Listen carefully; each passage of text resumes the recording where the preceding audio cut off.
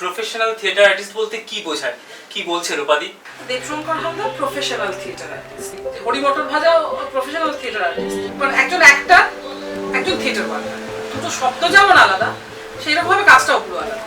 তাহলে পর্দা টানা থেকে শুরু করে আমাদের সেটের কোথায় নাচ লাগবে সেটাও সে জানে। যে থিয়েটার করে আমি সার্ভাইভ করতে পারছি, তাহলে আমার কাছে সহজ রাস্তাটা কি? সিরিয়াল। থিয়েটারের ছেলে মেয়েদের সুলভে পাওয়া যায়, তাদের নকরা ছকরা কম, আর যাই হয়ে যাক একা একা থিয়েটার ভালো।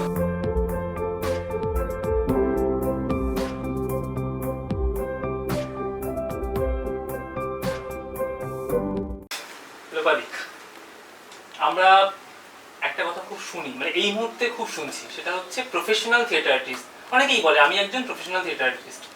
তো তোমার কি মনে হয়, মানে প্রফেশনাল থিয়েটার আর্টিস্ট বলতে অ্যাকচুয়ালি কি বোঝায়? প্রথম কথা হচ্ছে যে আমরা যে ইনফ্রাস্ট্রাকচারে থিয়েটার করি, এইটা না প্রফেশনাল থিয়েটার আর্টিস্ট বললেই কেননা সোনার পাথর বাটির মতো শোনায় কথাটা। এইটা আমরা যে অবস্থায় থিয়েটার করছি তাতে এটা হওয়া এক্ষুনি দাঁড়িয়ে সম্ভব বলে আমি বিশ্বাস করি না। মানে এখন আমাদের যারা পূর্বসূরি তাদের মধ্যে দু একজনের নাম বলা যেতে পারে। তারা কিরকম থিয়েটার করেন সেটা ভিন্ন প্রশ্ন, কিন্তু আমি যদি বলি এখন Debshankar Haldar professional theatre artist. তার সঙ্গে আজকে যদি আমিও বলি যে হরিমটর ভাজা প্রফেশনাল থিয়েটার আর্টিস্ট, তাহলে সেটা বোধহয় কোথাও কারোর সম্মান খাটো করে কারোর সম্মান বাড়ানো হচ্ছে। এক। দ্বিতীয় কথা হচ্ছে যে প্রফেশনাল মানে আমরা এখনো পর্যন্ত সময় মতো রিহার্সালে পৌঁছতে পারিনি। আমরা এখনো পর্যন্ত শোয়ের আগে একটি নাটক নেমে গেছে, সেই নাটকটার পরবর্তী শো তার আগে দুটো রিহার্সাল করবার জন্য সময় দিতে পারি না। মানে কমপক্ষে দুটো রিহার্সাল হওয়া উচিত একটি নাটকের শোয়ের আগে, সেইটার জন্য সময় দিতে পারি না। আমরা এখনো নিজেদের প্রপস কস্টিউম শোয়ের 5 মিনিট আগে হাতে নিই। ফলত আমরা এই যে বলছি প্রফেশনাল, এই শব্দটা আমাদের পছন্দের, সেই জন্য বলছি। কিন্তু প্রফেশনাল থিয়েটার আর্টিস্ট মানে অ্যাকচুয়ালি প্রফেশনাল আর্টিস্ট, সেইটা হবার জন্য যে যোগ্যতা লাগে, সেই যোগ্যতা তৈরি হওয়ার জন্য যে ইনফ্রাস্ট্রাকচার লাগে, এই কোনোটাই আমরা মানে নিজেরা পেয়েছি বলে বা আগামী অন্তত 2 বছরেও পাবো বলে আমি বিশ্বাস করি না। আমরা ভাড়া খাটি, মানে আমরা যেটা করি, আমি আমার কথাও বলছি বা আরো অন্যান্য যারা করে, সেটা কিঞ্চিত ভাড়া খাটার নামান্তর। সেটাকে প্রফেশনাল বললে গ্লোরিফাই করা হয়, অতটা গ্লোরিফাইড নয়। এটা আমার ব্যক্তিগত। আচ্ছা, আমরা খুব গর্ববোধ করি এটা বলতে যে আমি একজন নাট্যকর্মী। আমি করি। আচ্ছা, খুব ভালো, মানে করাটা উচিত হয়। এবার আমার যেটা প্রশ্নটা হচ্ছে, নাট্যকর্মী, আমি একজন নাট্যকর্মী বলছি, আর আমি কাজটা করছি শুধু আমি একটা মানে অভিনেতা হিসেবে, অভিনেত্রী হিসেবে কাজ করছি। তো এইটা কি যে আমি নিজেকে জাস্টিফাই করছি যে আমি একজন নাট্যকর্মী, অথচ আমি শুধু অভিনয়টাই করছি? মানে আমি তার নিজেকে কোন জায়গায় দেখবো? একজন নাট্যকর্মী হিসাবে আমি নাটকটা করছি, না একজন অভিনেতা বা অভিনেত্রী হিসাবে নাটকটা করছি? দুটো একেবারেই ভিন্ন, পরিষ্কার। মানে অভিনেতা এবং নাট্যকর্মী, এটা মানে একজন অ্যাক্টর, একজন থিয়েটার ওয়ার্কার। দুটো শব্দ যেমন আলাদা, সেই রকমভাবে কাজটাও পুরোপুরি আলাদা। মানে নাট্যকর্মী মানে সে যদি অঙ্গন মঞ্চের নাটক হয় তাহলে সে বাঁশ লাগাতে জানবে। মানে একটা অঙ্গন মঞ্চের নাটক হওয়ার জন্য যদি একটা পর্দা টানানোর প্রয়োজন হয় বা যে সিটিং অ্যারেঞ্জমেন্ট করতে হয়, তাতে শতরঞ্চি পাতা, চেয়ার অ্যারেঞ্জ করা, পর্দা টানানো, সবটা সে পারবে, সবটা। তার মানে এই নয় যে একাই সে সবটা করছে, কিন্তু সবকটা কাজ সে জানে, সবকটা সে পারে। আর যদি মঞ্চে নাটক হয় তাহলে পর্দা টানা থেকে শুরু করে আমাদের সেটের কোথায় নাচ লাগবে সেইটাও সে জানবে। এইটা থিয়েটারের অঙ্গ, এইটা নাটকের অঙ্গ। একটা নাটক যেদিন প্রথম রিহার্সাল শুরু হচ্ছে সেই দিন থেকে, বা হতেই পারে যে কোনো সেই অর্থে একদম একটা নাটক পরবর্তী আগামী 2 মাস বাদে শো হবে তার জন্য রিহার্সাল হচ্ছে, সেটাও নয়। আমরা যে চর্চার মধ্যে দিয়ে যাই, যে চর্চাটায় বিশ্বাস করি, সেইটার জন্যও তো আমাদের রিহার্সাল প্রয়োজন। সেটা হয়তো নির্দিষ্ট কোনো নাটকের রিহার্সাল নয়, কিন্তু রিহার্সালে বসা, আমরা এক জায়গায় হচ্ছি। এইটার থেকে শুরু হয় একজন নাট্যকর্মীর জার্নি। মানে সে আসছে, এসে ঘরটা ঝাড় দিচ্ছে, কেউ চা করছে, কেউ সে চাটা বিলোচ্ছে, কেউ হয়তো সেই চাটা খাবে বলে কাপ কিনে নিয়ে আসছে। এগুলো কোনোটাই হয়তো পার্টিকুলার একটি নাটকের প্রয়োজনে নেই। মানে ওই চাটা খাওয়া নাটকের দরকারে নেই, ওই চাটা বানানোটা নাটকের দরকারে নেই, বা আমার ফ্লোর ঝাড় দেওয়াটা ওই প্রোডাকশনে নেই। কিন্তু একজন নাট্যকর্মী মানে সেই সবকটা করে এসছে বা করতে পারে, আজকেও তার এটাতে সমস্যা হয় না। সে বোর্ডে বসতে জানে, সে পার পিসির পার্থক্য বোঝে, মানে লাইট ডিজাইনটা নাই করতে পারে। এটা জরুরি নয় যে আমি বসে বসে লাইট ডিজাইন, আমি একজন নাট্যকর্মী বললাম তার মানে আমি 5 নাটক ডিরেকশন দিয়ে দেবো, জরুরি নয়। আমি নাট্যকর্মী বললাম আমি নাটকের আলোটা করে দেবো, কিন্তু মিনিমাম সেন্স, মিনিমাম যে পার পিসি কোনটা সেইটুকু অন্তত আমি বুঝবো। আমি অন্তত এইটুকু জানবো যে মঞ্চে কটা উইংস থাকে, আমি জানবো যে পর্দার সুইচটা কোথায় আছে, বা ম্যানুয়ালি যদি হয় তাহলে সে দড়িটা কতটা টানতে হবে, একটা পর্দা খুলতে কতটা সময় লাগে, কতটা বন্ধ হতে সময় লাগে। এইগুলো কিন্তু একজন অভিনেতাও এই খবরটা নেন যে একটা পর্দা বন্ধ হতে বা খুলতে কতক্ষণ সময় লাগে, একটা স্টেজের কোথায় কি আছে, সেটা সে তার অভিনয়ের সাথে সম্পৃক্ত। কিন্তু একজন নাট্যকর্মী এটা জীবনের সাথে সম্পৃক্ত, আচ্ছা বলে আমার মনে হয়। আচ্ছা, এবার একটা কথা, সেটা হচ্ছে যে আমি যখন নাটকটা করতে আসছি, মানে এখনকার জেনারেশন নাটকটা করতে আসছে, তখন হয়তো সে বলছে আমি নাটকটা করতে আসছি, নাটক করতে আসছি। কিন্তু কিছুদিন পরে দেখা যাচ্ছে সে নাটকটা করছে, কারণ তাকে এই নাটকটার মাধ্যমে পর্দায় কাজটা করতে হবে, মানে লক্ষ্যটা পাল্টে যাচ্ছে। তোমাদের সময় লক্ষ্যটা কি এরকম ভাবে তোমরা সেট করেছিলে যখন শুরু করেছিলে প্রথম জীবনে? আমাদের সময় বললে আমি হয়তো মানে কিছু ভুল বলবো বা ভুল তথ্য দেবো, আমি আমাকে দিয়েই বলছি, কারণ এটা জেনারেলাইজ করাটা খুব মুশকিল, কারণ আমি সকলকেই তো এইভাবে ব্যক্তিগতভাবে চিনি না। তবে একটা বিষয় তো থাকেই যে থিয়েটার করে আমি সারভাইভ করতে পারছি না। ধর যে বাড়িটায় আমি থাকি, এই বাড়িটাতে আমি ভাড়া থাকি, আমার মেয়ে একটা স্কুলে পড়ে, সারা মাসে আমি খাই, মানে হয়তো খাবার জুটছে না, খেলাম না, হয়তো আমি এই জল যেটা কিনে খাই সেটা কিনে খাচ্ছি না, আমাকে কর্পোরেশনের জল খেতে হচ্ছে, সেটা খাচ্ছি কিনা লোকে দেখতে আসবে না, আমাকে বাড়ি ভাড়াটা সময় মতো দিতেই হবে, আমার মেয়ের স্কুলের মাইনেটা সময় মতো দিতেই হবে, ইলেকট্রিক বিলটা দিতেই হবে, খাওয়া না খাওয়ার সাথে সম্পর্ক নেই। তো এই সবকটা কাজ থিয়েটার করে আমার পক্ষে সম্ভব হচ্ছে না। তখন আমাকে একটা অন্য পেশায় যেতে হচ্ছে। এবার সেই পেশাটা যদি চাকরি হয় এবং সেই চাকরিটা যদি সরকারি চাকরি না হয়, তাহলে সেটা করে আর যাই হোক থিয়েটার করাটা চাপের, খুবই চাপের। আর তাহলে আমার কাছে সহজ রাস্তাটা কি? সিরিয়াল, এটা বেছে নিচ্ছি আমি। এবার সিরিয়াল করতে গেলেই যেটা হচ্ছে সেটা হচ্ছে তখনও কিন্তু আমি থিয়েটারটা করতে পারছি না, কারণ আমাদের মতো যারা অভিনেতা বা এই যারা থিয়েটার থেকে সদ্য যাচ্ছেন, তারা কিন্তু গিয়েই একটা বড় চরিত্র, পার্শ্ব চরিত্র এরকম পাচ্ছেন না। তারা যে চরিত্রটা পাচ্ছেন বা পার্শ্ব চরিত্র যদি হয়, তবে তাদের ওই কল টাইমটা যেটা ওরা বলে সেটা আসে কিন্তু 2 দিন আগে, এরকমও হতে পারে আজকে রাতে ফোন করছে কাল যেতে হবে। সেইটা যদি আমাকে মেনটেন করতে হয়, তাহলে আমি থিয়েটারটা করতে পারছি না। মানে আমার দলেরই ছেলে মেয়ে আছেন যারা এখন সত্যি সেই অর্থে থিয়েটারটা, মানে হয়তো তার পার্টিকুলার সেই দিনটায় কোনো শুটিং নেই, কিন্তু সে আমাকে বলবে কি করে যে না আলোপাতি আমি আসবো, বলতে পারছে না তো, কারণ আগের দিন রাতে তাকে ফোন করে ডাকতে পারে। ফলত এইটা না খুব, মানে আমি পয়সার জন্য যাচ্ছি, আবার পয়সার জন্য বাধাও পড়ে যাচ্ছি। আমি হয়তো মানে সিরিয়াল করে পয়সা পাবো যেরকম ভাবে উৎপল দত্ত ভেবেছিলেন, সেটা কিন্তু আমাদের জেনারেশনে হয়ে সারছে না। আমি পয়সাটা সিরিয়াল করে রোজগার করে থিয়েটারটা করবো, সেটা প্র্যাকটিক্যালি সম্ভব হচ্ছে না।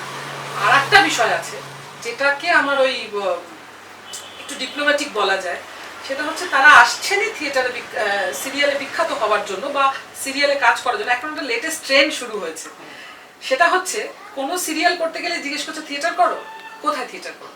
এইটা খুব মানে গুরুত্বপূর্ণ হয়ে যাচ্ছে, কারণ প্রথমত থিয়েটারের ছেলে মেয়েদের সুলভে পাওয়া যায়, তাদের নখরা ছকরা কম, সিরিয়াল পাড়ার তুলনায় থিয়েটারের ছেলেমেয়েরা এখনো পর্যন্ত যা দেবে সেটুকু খেয়ে নেবে, গন্ডগোলটা কম করবে, সময় মতো গিয়ে পৌঁছবে।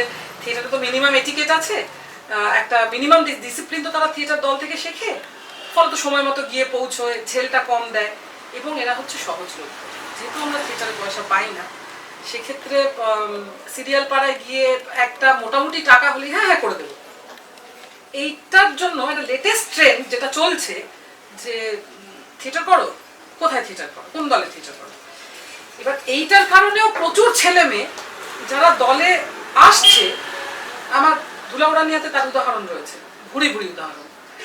যে এবার সেখানে ধুলাউড়ানিয়ার নামটা গুরুত্বপূর্ণ হচ্ছে না, নামটা গুরুত্বপূর্ণ হচ্ছে গৌতম মৃধার, যেহেতু কিঞ্চিত পরিচিতি আছে।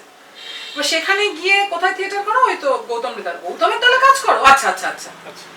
তারা কিন্তু কেউ থিয়েটার করতে আসছে না, তারা আসছে যে এখানে কাজ করবো দুদিন, লোপাদি বা গৌতম দা বা দলের আর চারজন আছে যার নাম টাম জেনে যাবে, কেউ যদি ফোন করে তাহলে বলতে পারবে হ্যাঁ অমুক ছেলেটি এই দলে তো কাজ করে। এবার এইটা আমি বাঁচবো কিরকম করে? মানে আমার যখন কেউ বলছে যে দিদি আমি তোমার সাথে কাজ করব, তখন তো আমি তাকে ভালোবেসেই গ্রহণ করবো, কারণ এইটাই আমি শিখেছি। কিন্তু আমি দেখতে পাচ্ছি যে মাস তিনেক যাওয়ার পর সে সিনারিওটা পাল্টে যাচ্ছে। এবার তখন তো আর আমার হাতে কিছু নেই, এইভাবে তো আর আমি তো আর দলের নান্দিগান নয় যে আমি পরীক্ষা নেবো একটা, ভাই হ্যাঁ তুমি কদিন পর চলে যাবে না তো, ঠিক আছে তুমি হলফনামা দাও দেখি, তুমি এখান থেকে সিরিয়ালে যাবে না। এই ট্রেনটাও আছে, এবার দুটোই আছে যে আমি পয়সা, আমার প্রয়োজন হচ্ছে, আমাকে সার্ভাইভ করতে হবে। তো আমি একটা থিয়েটার করতে সার্ভাইভ করতে পারছি না, থিয়েটার আমাকে সেই পরিকাঠামো দিচ্ছে না, তাহলে আমি পয়সা কামানোর জন্য সিরিয়াল করতে যাচ্ছি, এবং সিরিয়াল করতে গিয়ে আমি আফটার অল যেটা হচ্ছে আমি থিয়েটারটা করতে পারছি না, প্র্যাকটিক্যালি করতে পারছি না। আবার আমার ওই টানটাও রয়েছে, আমি সিরিয়াল পড়াতে যাবো তার আগে আমাকে একটু থিয়েটার পড়াটা ভুলে যেতে হবে, নাহলে সিরিয়াল পড়ায় দাম নেই। আচ্ছা বেশ, যদি এরকম দেখি তাহলে কি মানে এটা তুমি যেটা বলছো একটা অনিশ্চিতের জীবন কিন্তু থেকেই যাচ্ছে কোথাও। একদম, শিল্পী মানেই অনিশ্চিত জীবন, শিল্পীর জীবন কোনোদিন ওরকম হয় তো সেখান থেকে মানে তুমি তাও টুকটাক ডাবিং এর কাজগুলো করো না? ডাকে না কেউ, ডাকে না কেউ? আচ্ছা, না আমি শুনেছি এরকম যে তুমি দু একটা জায়গায় ডাবিং এর কাজ করেছো, এবং রিসেন্ট একটা আসছে সেখানে তুমি অনেকটা ডাবিং এর কাজ করেছো। তো সেই ক্ষেত্রে আমার এটা বলা সেটা হচ্ছে যে পর্দায় তোমাকে কখনোই সেভাবে দেখা যায়, মানে তুমি কি এই অনিশ্চিত জীবনটা গ্রহণ করবে না বলেই, মানে ওইভাবে নেবে না বলেই করনি, মানে থিয়েটারের প্রতি ভালোবাসা থেকে যাওনি? এইটা গ্লোরিফাই করে বলতে গেলে বলতে হয় যে ভাই আমি তো থিয়েটারটাই করবো, যদিও সেটা সত্য নয়। মানে করার ইচ্ছে আছে কিন্তু ইচ্ছে আমার নাই, ওসব কিছু নাই আমার। কারণ আমার যেটা আছে যে আমাকে যদি কেউ বলে যে ভাই তুই কি এসে কাজ করবি, তাহলে আমি তোকে একটা টাকা দেবো, মানে একদম টাকার জন্য, একদম। এটার সঙ্গে আমার কোনো রকম কোনো মানসিক জায়গা তৈরি হয়নি মানে ক্যামেরার কাজের সাথে। কারণ প্রথম কথাটা হচ্ছে যে আমি জানি আমি মোটা, ক্যামেরাতে আমাকে আরো মোটা লাগে। নিজেকে মোটা দেখতে কার ক্যামেরাতে কিন্তু পাতলাও দেখানো যায়, মানে মোটা লোক পাতলা করা যায়, নিজেকে মোটা দেখতে কার ভাল লাগে?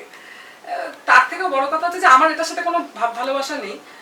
আমার যেটা হয় না, আমি না কাউকে গিয়ে বলতে পারি না, মানে তবুও বন্ধু বান্ধব হলে তারা থিয়েটার করছে, তাকে গিয়ে আমি এটা পায়ে পড়ে যাব, ভালো কাজ যদি ভাই আমাকে নে ভাই আমি এটা করবো, ভাই পায়ে পড়ে যাবো, বন্ধু বান্ধব যদি হয়। কিন্তু যে মানে সিরিয়াল এইটা না, এই জায়গাটার প্রতি আমার একটা মানে বিতৃষ্ণাও আছে। তারপরে যদি কেউ বলে যে ভাই একটা কাজ আছে করে দেবেন, পয়সা দেবেন কি, একদম পয়সা সম্পর্ক। কিন্তু যে কাউকে গিয়ে বলা ওইটা আমি পারবো না, মানে ওটা আমি ইহো জন্মে পারবো না। তাতে যদি মনে হয় যে আমি নাকে থেকে মরে যাচ্ছি সেও ঠিক আছে, কিন্তু গিয়ে আমাকে একটা পার দেবেন এটা আমি বলতে পারবো না। আর এখন যে ট্রেনটা, আমি তো আর বিখ্যাত নই, আমি যদি বিখ্যাত হতাম তাহলে হয়তো আমাকে ডেকে নিয়ে যেত, কিন্তু আমি তো বিখ্যাত নই, বলো আমাকে চারজনকে বলতেই হবে। এই চারজনকে বলবার, চারজনকে বললে হয়তো একটা কাজ হবে, চারজনকে বলবার জন্য তো একজন ডিঙিয়ে যেতে হবে, এই একজনকেই আমি বলতে পারবো। আচ্ছা, মানে তুমি মহিলা নির্দেশক হিসাবে বেশ কিছু কাজ করেছো, সফলতার সঙ্গে করেছো। তো সেই ক্ষেত্রে যদি মানে তোমার পরবর্তী জেনারেশনে সেইভাবে নির্দেশক খুঁজে পাচ্ছি না আমরা, এবং মহিলা নির্দেশক তো আরোই পাচ্ছি না, মানে এটা কেন হচ্ছে তোমার কি মনে হয়? এটা কেন হচ্ছে মানে আমরা অভিনেতা হতে চাই, কখনো কোনো টেকনিশিয়ানের কাজকর্ম করছি, কিন্তু নির্দেশনার কাজটাকে সেইভাবে কেউ গুরুত্ব দিচ্ছি না, কেন? আমি না এটা ঠিক বলতে পারবো না, কারণ আমি নিজেও ডিরেকশন দিতে চাই নাই, বুঝতে পেরেছিস? আমার আসলে আমি পারফর্মার হয়েই বাঁচতে চাই। এবার নির্দেশনার কাজে না মানে কিছুটা সমস্যা আছে। সমস্যাটা এরকম যে ধর একটা গল্প, সেটা হচ্ছে এই গল্পটা আমার চেনা জানা লোক অনেকেই জানে, হচ্ছে যে আমরা ওই স্পার্টাকাসের শো হয়েছে আগের দিন, তপনের শো হয়েছে, ঠিক তার পরের দিন শেকল ছেড়া হাতের খোঁজের শো হচ্ছে গিরিশ মঞ্চে। তো আমি আর কৃষ্ণা, সেদিন আমি কৃষ্ণার বাড়িতে ছিলাম, দুপুরবেলা কৃষ্ণার বাড়িতে খাওয়া দাওয়া করেছি, এ করেছি তা করেছি। তো প্রসেনজিৎদা বললো যে এই বেলাটা থেকে যাওয়া হলো, যেহেতু প্রসেনজিৎদা শেকল ছেড়া হাতের খোঁজের সাথে জড়িত, বললো আমাকে তো দুপুরবেলা বেরিয়ে যেতে হবে, গল্প টল্প হলো না, এক কাজ করো তোমরা চলে যাও গিরিশে আসো, নাটকটা দেখো।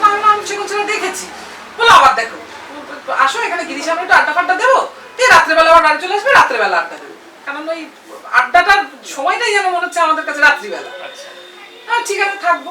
এবার কৃষ্ণার বাড়ি থেকে আমি আর কৃষ্ণা একসাথে এলাম, গৌতম দাও ছিল, আমরা তিনজনে মিলে গিরিশে আসলাম। শেকলছড়া হাতে, গৌতম দা তখন শেকলছড়া দেখেনি, শেকলছড়া দেখতে আসবো। তো নাটক মানে পৌঁছেছি, পৌঁছানোর পর যা হয় গৌতম দার চেনা পরিচিত লোকজন বেরিয়েছে, কথা বলছে, এসে আমি আর কৃষ্ণা দাঁড়িয়ে কথা বলছি, একটি মেয়ে আসলো, খুব মানে কৃষ্ণা দি করতে করতে আসলো, এসে কৃষ্ণাকে বললো যে এরকম কৃষ্ণা দি কালকে স্পার্টাকাস দেখলাম, কি ভালো করেছো, মানে খুব মানে ওটা বললে ন্যাচারালি পাশে দাঁড়িয়ে দাঁড়িয়ে আমি তো গর্বে আমার মাটিতে পা পড়ছে না, মানে আমি যদি এতটা ওজন না হতো আমি উঠে যেতাম মাটি থেকে, এত উৎফুল্ল বোধ করছি আমি বলছি কৃষ্ণা দি কি ভালো হয়েছে কাজটা, তুমি কি ভালো করেছো, এই যে কৃষ্ণা যথাযথ হ্যাঁ হ্যাঁ হ্যাঁ ভালো, মানে ওইটা না। ও যেহেতু আমার সাথে কথা বলছে না তখনও, তো কৃষ্ণা তখন বললো যে ও হচ্ছে লোপা, ওকে চিনিস? ও তখন বললো ও আচ্ছা আচ্ছা, না নাম শুনেছি, চিনি না, বলে আমার কৃষ্ণার সাথে কথা বলছি। কৃষ্ণা ও লোপা, হ্যাঁ স্পার্টাকাসের ডিরেক্টর, ও আচ্ছা আচ্ছা আচ্ছা হ্যাঁ হ্যাঁ লোপা দি, এইটা হলো ঠিক আছে। এবার মানে তখন তাৎক্ষণিক ভাবে কিছুক্ষণের জন্য বুঝতে পারলাম না আমার কি আনন্দ পাওয়া উচিত না দুঃখ পাওয়া উচিত, কি হলো কেসটা, মানে এটা কি হচ্ছে এরকম। তাই পরে আমার খুব মজা লেগেছে, এবার না বলতে আমার খুব ভালো লাগে। সেটা হচ্ছে ডিরেক্টর হিসেবে, মানে ফিল্মের ডিরেক্টর বা সিরিয়ালের ডিরেক্টর তারা কিভাবে কাজ করেন আমি জানি না। থিয়েটারের ডিরেক্টর হতে গেলে তাকে কি কি করতে হয়, ছেলে মেয়ে জোগাড় করতে হয়, স্ক্রিপ্টটা নিয়ে ভাবতে হয়, যদি সে ডিরেক্টর যদি নাট্যকার হন তাহলে তো হয়ে গেল, টাকার জোগাড় করতে হয়, হল নিয়ে ভাবতে হয়, শিডিউল নিয়ে ভাবতে হয়, এই সমস্ত কাজটা অন্য কেউ করবে না। মানে এটা অভিনেতা হলে কি আমি অভিনয় করবো, একটা দলে যাচ্ছি, একটা কাজ হচ্ছে, একটা ওয়ার্কশপ প্রসেসের মধ্যে আছি, আমার ভাবনাটা আমার ফোকাস পয়েন্টটা শুধু সেই নাটকটা, এবং তারপরে আরেকটু কেন্দ্রীভূত করলে শুধু আমার চরিত্রটা, আমার চরিত্র, এবং বৃহত্তর সার্কেলে গেলে সেই নাটকটা করলাম, আমার গল্প শেষ। বড়জোর আমি সেট ধরলাম, রিহার্সালে গেলাম, কিন্তু সেটা কোনোটাই আমাকে ভাবতে হচ্ছে না। কিন্তু ডিরেক্টর মানে তাকে সব, ইভেন টাকাটা জোগাড় করা পর্যন্ত, কোথা থেকে টাকাটা আসবে, হলে যদি এ হলে শো হয়, ও হলে ডেট পাওয়া যাচ্ছে না, তাহলে কি কি দৌড়দৌড়ি করতে হবে, আমরা যে ইনফ্রাস্ট্রাকচারের মধ্যে আছি তাতে একজন ডিরেক্টরকে সবটা করতে হয়। সেই ঝামেলাটাও ঘাড়ে নেওয়ার সমস্যাটা আছে কিনা কি জানি, হয়তো সেটাও হতে পারে, আমি শিওর নই। অনিশ্চিত, এমনিতেই আমাদের জীবন অনিশ্চিত, তারপর যদি আরো অনিশ্চিতের মধ্যে চলে যাই সেটা হতে। আচ্ছা এবার জিজ্ঞেস করছি, সেটা হচ্ছে বনগা ধুলারানিয়া এখন অব্দি যে কটা কাজ করেছে তার বেশিরভাগটাই হচ্ছে কোরাসকে প্রধান চরিত্র করে, মানে এটা তুমি কি এভাবেই ভাবো জিনিসটাকে, যে কোরাস না থাকলে পরে কি বনগা ধুলারানিয়ার অস্তিত্বটা কোথাও সমস্যা হতো? থাকবে না। আচ্ছা থাকবে না, কারণ তুই একটা চন্দ্রগুপ্ত বলে একটি নাটকতে তুই অভিনয় করেছিস, দীর্ঘদিন ধরে অভিনয় করেছিস, এবং যারা কোরাসে কাজ করে, কোরাস মানে সেটা অনেকেই খুব খাটো করে দেখে, কোরাস আমি করি না এটা অনেকে বলে, কিন্তু যেহেতু তুই ভোমার সাথে জড়িত, ভোমা নাটকটার সাথে তুই জড়িত, বা চন্দ্রগুপ্ত বলে একটি নাটক তুই অভিনয় করছিস, এবার ধর চন্দ্রগুপ্ত থেকে আমি কোরাসটা তুলে, চন্দ্রগুপ্ত আছেন, চন্দ্রগুপ্তে আমাদের অধিকারী কৌশিক আছেন, এরকম আরো অনেকগুলো ইন্ডিভিজুয়াল ক্যারেক্টার আছে, কিন্তু কোরাসটাকে তুলে নেই, কি এবং ভোমার মতো একটা নাটকের সাথে তুই জড়িত, এবার তুই ভাব যে ভোমাতে কোরাসটা নেই, বা স্পার্টাকাসে কোরাসটা নেই, মানে কে স্পার্টাকাস, কে ভারিনিয়া, মানে কিছু নেই, স্পার্টাকাস নাটকটা দাঁড়িয়েই আছে কোরাসের উপর। এবার বনগা ধুলারানিয়া বললে তো মানে ওই হয়তো একটা মাসের কথা বলছি, কিন্তু আফটার অল তো একজন ব্যক্তিতে পরিণত হয়ে যাচ্ছে, এবং সেটা হচ্ছে লোপামুদ্রা গুহনী। আমার স্কুলিংটা কি, আমার স্কুলিং পথসেনাতে, ঠিক আছে, যারা এখনো পর্যন্ত পথসেনায় কোনো নাটক, তুই হয়তো দেখেছিস পথসেনার কোনো নাটকে নির্দেশকের নাম বলা হয়, প্রযোজনা পথসেনা, কোনো নাট্যকারের নাম বলা হয়। এই যে গ্রুপ ওয়ার্ক, মানে আমার বিশ্বাসটা, আমার থিয়েটারের বিশ্বাসটাই তৈরি হয়েছে, আর যাই হয়ে যাক একা একা থিয়েটার হয় না, থিয়েটার একা একা হয় না।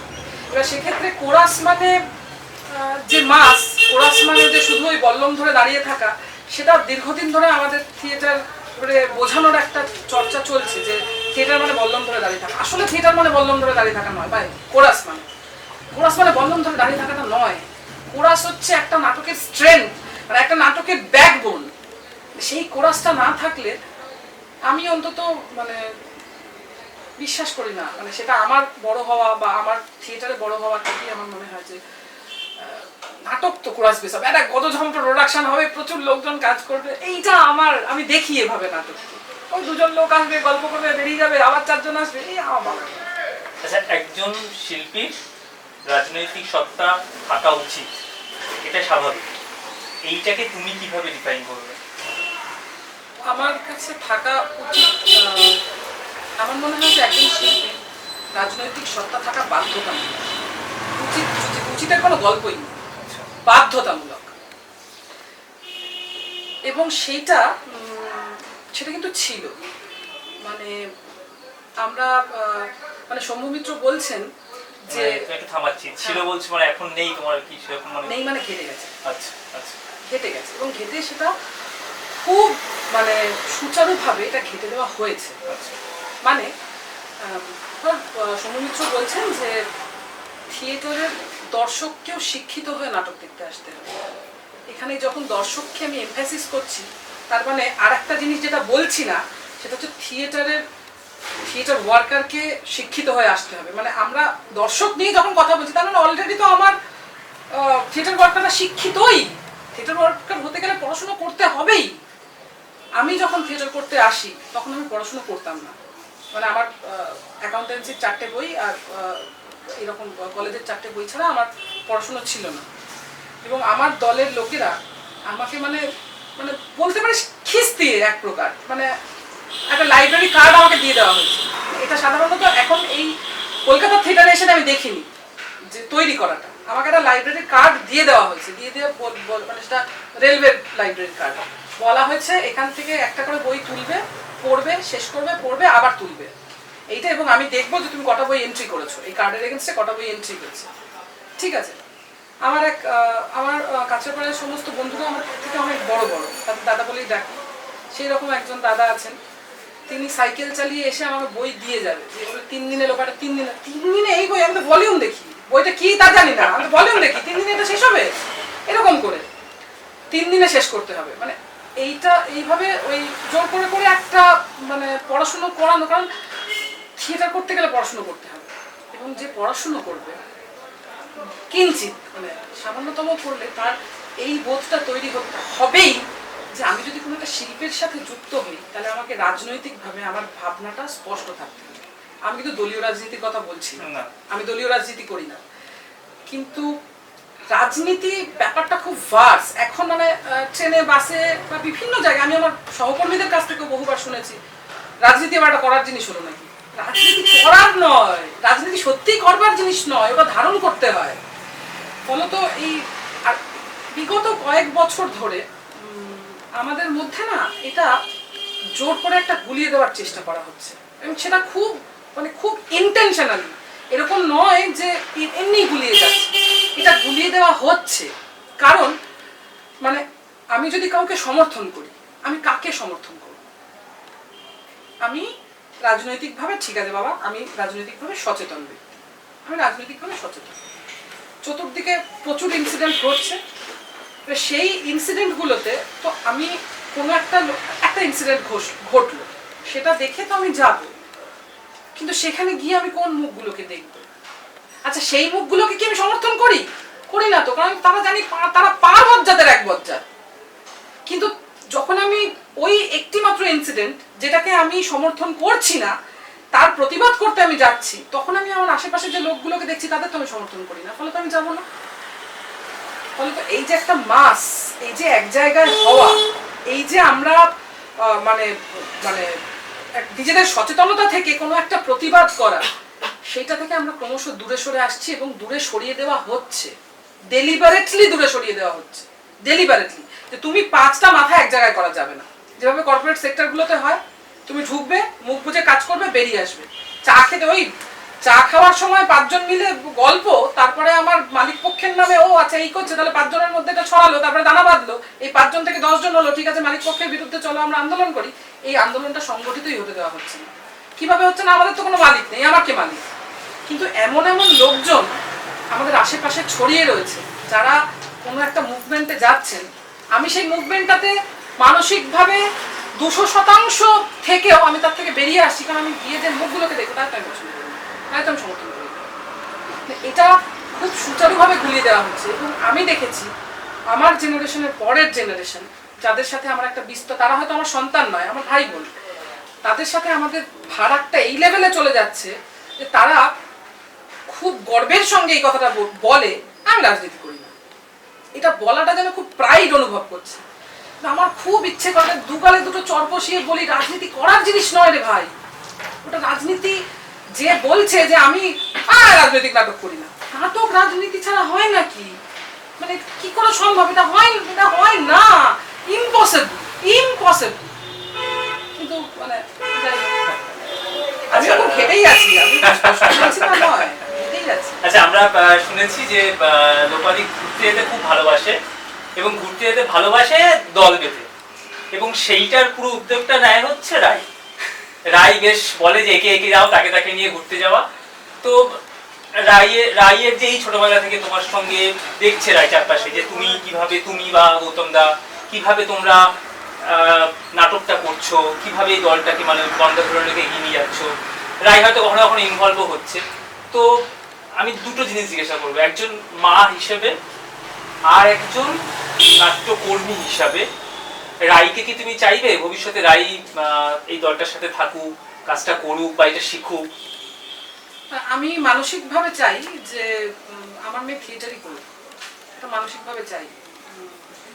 কিন্তু সেটা আমি এখনো পর্যন্ত, এখনো রাইয়ের মার্চ মাসে 8 বছর বয়স কমপ্লিট হবে, আমি এখনো পর্যন্ত ওর উপর চাপিয়ে দিইনি, কোনোদিনই না। সেটা আমিও না, গৌতম রেখা না। মানে আমাকে অনেকেই বলে আচ্ছা ও কি করে, মানে পড়াশোনা ছাড়া আর কি করে, এবং আমি এটা বলতেই পারি না যে পড়াশোনা ছাড়া আর কি করে, কারণ ওকে কোনো কিছু শেখানো হয় না, কোনো কিচ্ছু না। না কয়েকদিনের জন্য আঁকতে গেছিল, এনার্জি পাইনি, নিজেই বন্ধ করে বাড়িতে বসে রচনা করে।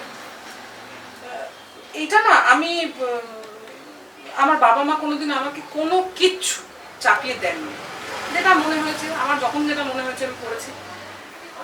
আমি যখন চালিয়ে নিতে পেরেছি, মানে একটা বাচ্চা, তাকে তো আমি 5 বছর বয়সে জিজ্ঞাসা করতে পারি না হ্যাঁ বাবা তুমি বড় হয়ে কি হবে, এটা পারি না।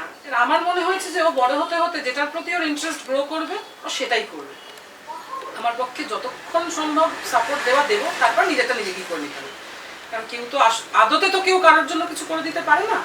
তাই কিচ্ছু শেখে না, ও ওর মতো থাকে, ওর যেটা মনে হয় করে। কোনোদিন রিহার্সালে যেতে ইচ্ছা করলে যায়, কোনোদিন রিহার্সালে যে গেম খেলতে ইচ্ছে করলে খেলে, কোনো সময় বন্ধ করতে হয়, কারণ যেহেতু রিহার্সালে আমাদের মোবাইলটা অ্যালাউ নয়, এইরকম ভাবে। এবার কিন্তু মানসিকভাবে যে চাওয়াটা থাকে, ডাক্তার ইঞ্জিনিয়ার হোক, এ হোক তা হোক, সেরকম কিছু তো আমি চাই না।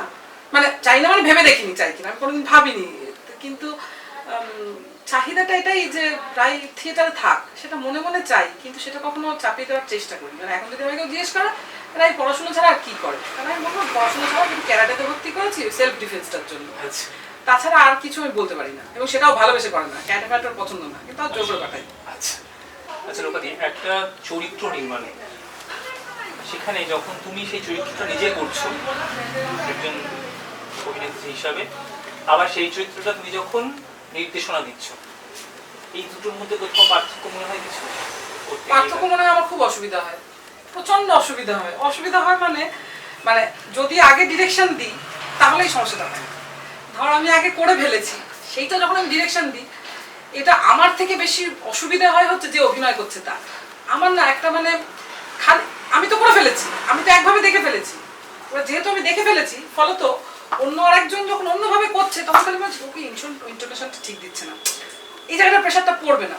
কিন্তু আমি খুব নির্লিপ্ত থাকার চেষ্টা করি ভীষণভাবে, কিন্তু মনের মধ্যে ওটা চলতে থাকে। সে মানে মনের মধ্যে এটা চলতে থাকে যে এইখানটা তো এই প্রেশারটাও এখানটা কিছু না, মেবি ও তো পড়েছে, সেও তো চরিত্রটা নির্মাণ করছে, তখন না মনে মনে খুব অসুবিধা হয়।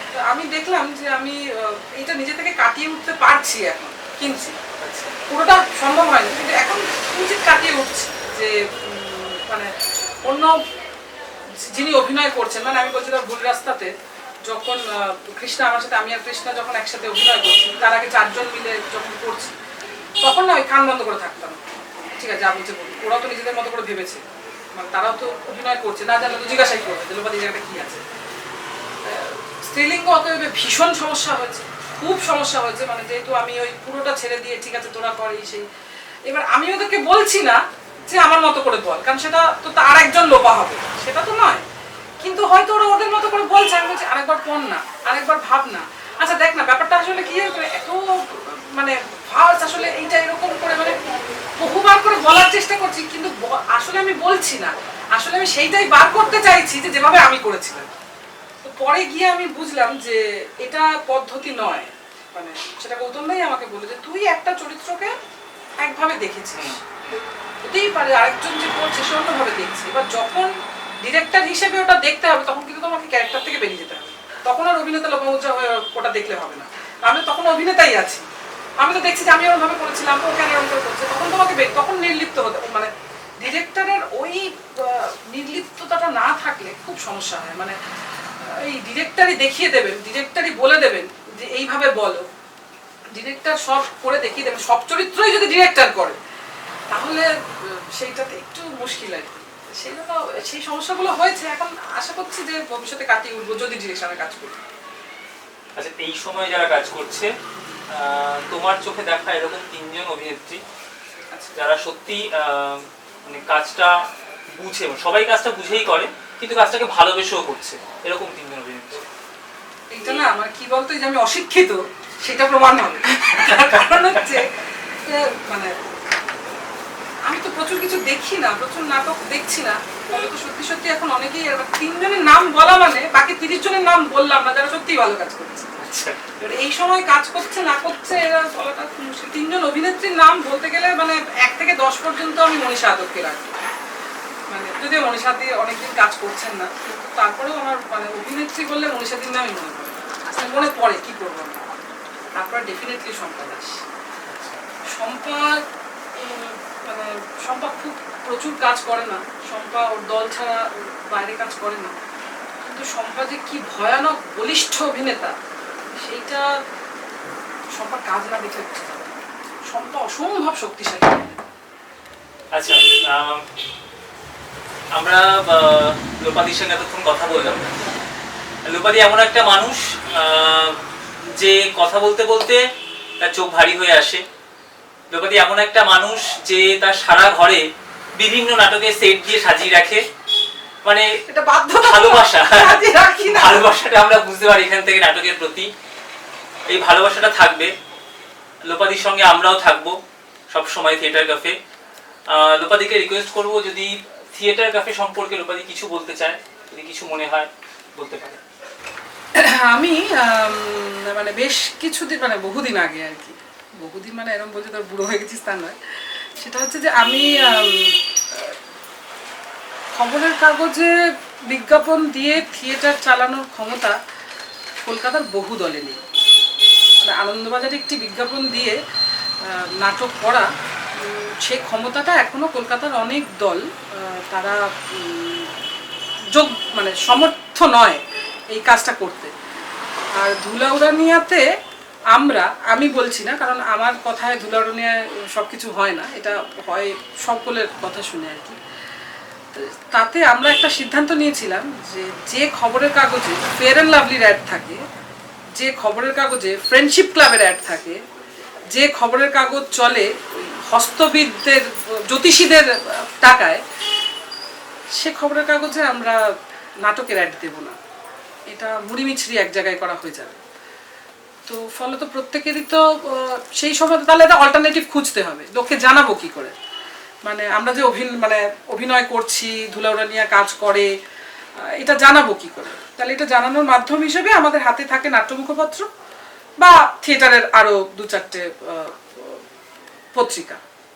তা ব্যতীত মাস লোকের কাছে পৌঁছানো, সাধারণ লোকের নাট্য মুখপাত্র কারা পড়েন, নাট্য মুখপাত্র পড়েন তো থিয়েটারের মানুষজনরাই, এবার তারা কম বেশি হিসেব টিসেব রাখেন যে কোথায় কি নাটক হচ্ছে কি হচ্ছে। সেইখানে হঠাৎ করে একদিন আমাদের সামনে এলো থিয়েটার ক্যাফে। থিয়েটার ক্যাফেটা কি? থিয়েটার ক্যাফে হচ্ছে একটি সোশ্যাল মিডিয়ার একটি পেজ যারা নাটকের প্রচার করে, এইটা অত্যন্ত অভিনব একটা প্রচেষ্টা, এবং তৎসহ হচ্ছে মানে আমাদের মতো কিছু দলের কাছে হাতে চাঁদ পাওয়ার মতো, যে কি হলো কেসটা, এরকম অসাধারণ ব্যাপার, না আমরা নিজেরা পোস্ট করছি, আমাদের বন্ধু বান্ধবরা দেখছে, সেখান থেকে থিয়েটার ক্যাফে আমার মানে একটা দারুণ ভালো লাগে, মানে ইমোশনালি আমি এটার সাথে জড়িয়ে যাই। এবং আমাদেরই দলে কাজ করেন ছোট ছোট ভাই বোনেরা, তারা থিয়েটার ক্যাফের সাথে যুক্ত। তারপরে থিয়েটার ক্যাফের সাথে খুব অল্প বিস্তর এই শুভ, সৈকত, এদের সাথে আস্তে আস্তে পরিচয় হয় এবং একটা ওই সম্পর্ক গড়ে ওঠে। আমি আবার সবসময় সম্পর্ক গড়ে ওঠাতে বিশ্বাসী আর কি। তো ওরা যে কোনো মানে মিনিমাম এক ঘরের খেয়ে বোনের মোস্তারায়, ঘরের খেয়ে বোনের মোস্তারায়, লোকে একে বলছে আপনার বিজ্ঞাপনটা দিয়ে দিন, ওর কবে আপনার শো আছে একটু জানিয়ে দিন, আমরা সেটা প্রচার করবো। কেন করবি ভাই, কোন টাকা তোদের? কিন্তু তারপরেও দেখলাম যে কিছু ছেলেপুলে মানে অভিনয় করা, ডিরেকশন দেওয়া, কোরিওগ্রাফি করা, আলো করা, সেট করা, মিউজিক করা, এই সবের বাদ দিয়েও থিয়েটারের সার্কেলটা বড় হচ্ছে। যেভাবে আমাদের পূর্বসূরি কিছু মানুষ যারা পত্রিকা বার করেছেন, কারণ তখন সেই পত্রিকাটা মানুষের হাতে পৌঁছে দিলে লোকে জানবে, বুঝবে বা থিয়েটার দেখতে আসবে, দর্শক তৈরি হবে। সেই কাজটাই এরা করছে আরেকটু বড় সার্কেলে, ব্রড সার্কেলে। সেইটা আমার খুব ভালো লেগেছিল এবং এই ছেলেপুলেগুলোকেও তো আমি ভালোবাসি। ফলে তো থিয়েটার ক্যাফে নিয়ে মানে আমি আলাদা করে বললে পরে একটু বাতুলতাই হবে আর কি। আমার ধারণা আমার চেয়ে অনেক বেশি মানুষ থিয়েটার ক্যাফেকে অনেক মানে ভালোভাবে চেনে। আমি শুধু সবাইকে প্রচণ্ড ভালোবাসি এবং আমি বিশ্বাস করি যে থিয়েটার ক্যাফে একটা প্ল্যাটফর্ম হবেই, যেটা মানে থিয়েটার শব্দটার পরিপূরক। মানে শুধু প্রচার নয়, শুধু নাটকের প্রচার নয়, বা শুধু এই আমার মতো 5টা লোকের ইন্টারভিউ নয়, আরও অনেক অনেক কাজ ওরা করবেন, এটা আমি বিশ্বাস করি। আর সেটা আমি চাইও। জানি না আমার শুভেচ্ছাতে বা আমার শুভকামনায় সত্যি কোনো জোর আছে কিনা, কোনো পাওয়ার আছে কিনা, তবে আমি আমার সমস্ত পজিটিভিটি দিয়ে চাই থিয়েটার ক্যাফে একটা প্ল্যাটফর্ম হোক। আর সকলের কাছে অনুরোধ, থিয়েটারের পাশে থাকুন, মানে থিয়েটারের সঙ্গে থাকুন। এই সঙ্গে থাকাটা মানে পাশে থাকা মানে পাশবালিশ হয়ে থেকে লাভ নেই, থিয়েটারের পাশে থাকুন, সক্রিয়ভাবে পাশে থাকুন। সেই জন্যই থিয়েটার ক্যাফের ইউটিউব চ্যানেলটি সাবস্ক্রাইব করে দিন, আর পাশে একটা বেল আইকন আছে, ওটা প্রেস করে দিন। আমরা এতক্ষণ কাটালাম লোপাদির সঙ্গে, আমাদের প্রিয় মোটাদির সঙ্গে। লোপাদি সম্পর্কে আমরা অনেক কিছু জানলাম, যেগুলো হয়তো সবাই জানতাম না। আগামী পর্বে এরকমই কোনো একজন ভালো থিয়েটার মানুষের সাথে আমরা সময় কাটাবো। সঙ্গে থাকুন, সঙ্গে রাখুন থিয়েটার ক্যাফে। নমস্কার। নমস্কার, অনেক ভালোবাসা।